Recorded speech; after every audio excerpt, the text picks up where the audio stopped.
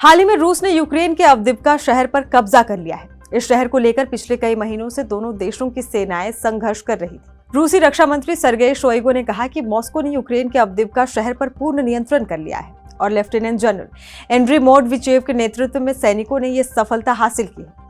Avdiivka में यूक्रेनी झंडे को हटाकर रूसी झंडा लगा दिया गया है। मई 2023 में बखमुत शहर पर कब्जे के बाद अवदिव्का का पतन रूस के लिए दूसरी सबसे बड़ी उपलब्धि है। राष्ट्रपति व्लादिमीर पुतिन ने भी सैनिकों की जमकर तारीफ की है। रूसी रक्षा मंत्रालय ने कहा है कि रूस ने लगभग 32 वर्ग किलोमीटर के क्षेत्र को अपने कब्जे में ले लिया है। हालांकि रूस के नुकसान का आंकड़ा नहीं दिया गया है।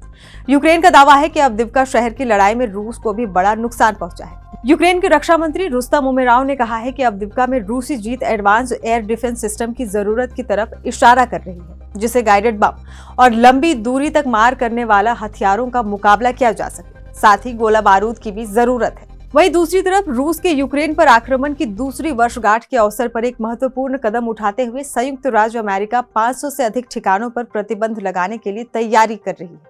उप अमेरिकी ट्रेजरी सचिव वैली एडेमो ने घोषणा की थी कि प्रतिबंध रूसी सैन्य फैक्ट्री और तीसरे देशों की कंपनियों पर केंद्रित होंगे जो हथियार बनाने वाला सामान देकर रूस की सहायता कर रहा है। एडेमो ने जोर देकर कहा था कि संयुक्त राज्य अमेरिका अकेले काम नहीं कर रहा, बल्कि अंतर्राष्ट्रीय भागीदारों के साथ मिलकर काम कर रहा है। इन प्रतिबंधों का उद्देश्य रूस को हथियार उत्पादन के लिए आवश्यक वस्तुओं तक पहुंचाने से रोकना है।